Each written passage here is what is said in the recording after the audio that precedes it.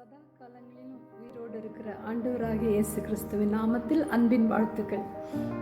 சில நேரங்களில் நம்முடைய சகோதர சகோதரிகளை நியாயமில்லாமல் காரணமில்லாமல் கோபித்துக் கொள்கிறோம். சில நேரங்களில் நம் சகோதர சகோதரிகளை வீணன் என்று சொல்லுகிறோம், நீ வேஸ்ட் என்று சொல்லுகிறோம், நீ தண்டம் என்று சொல்லுகிறோம், நீ ஒன்றுக்கும் பிரயோஜனம் இல்லை என்று சொல்லுகிறோம், நீ எதற்கும் உதவுவதில்லை என்று சொல்லுகிறோம். சில நேரங்களில் நம் சகோதர சகோதரிகளை மூடன் என்று சொல்லுகிறோம், புத்தி இல்லை என்று சொல்லுகிறோம், அறிவில்லை என்று சொல்லுகிறோம், ஃபூல் என்று சொல்லுகிறோம். இப்படிப்பட்ட காரியங்களை நம்மையும் அறியாமல் உணர்வில்லாமல் நாம் பேசிவிடுகிறோம். ஆனால் பரிசுத்த வேதம் சொல்லுகிறது, ஆண்டவராகிய இயேசு கிறிஸ்து மத்தேயு எழுதின சுவிசேஷம் 5ஆம் அதிகாரம் 22, 23, 24 வசனங்களில் ஆண்டவர் சொல்லுகிறார், தன் சகோதரனை நியாயமில்லாமல் கோபித்துக் கொள்பவன் நியாய தீர்ப்புக்கு ஏதுவாயிருப்பான்.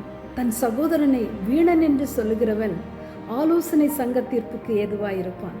தன் சகோதரனை மூடன் என்று சொல்லுகிறவன் எரிநரகத்துக்கு ஏதுவாயிருப்பான் என்று சொல்லி. பிரியமானவர்களே, ஆங்கில வேதத்தில் தன் சகோதரன் நியாயமில்லாமல் கோபித்துக் கொள்பவன் இன் டேஞ்சர் ஆஃப் ஜட்ஜ்மெண்ட் என்று சொல்லுகிறது. தன் சகோதரனை வீணன் என்று சொல்லுகிறவன் இன் டேஞ்சர் ஆஃப் கவுன்சில் என்று சொல்லுகிறது. தன் சகோதரனை மூடன் என்று சொல்லுகிறவன் in danger of hell fire என்று சொல்லுகிறது. டேஞ்சர் என்று ஆங்கில வேதத்தில் வாசிக்க எத்தனை பெரிய ஆபத்து பிரியமானவர்களே. நம்மையும் அறியாமல் உணர்வில்லாமல் பேசுகிற இப்படிப்பட்ட காரியங்களை குறித்து வேதத்தில் ஆண்டவர் சொல்லுகிறார்.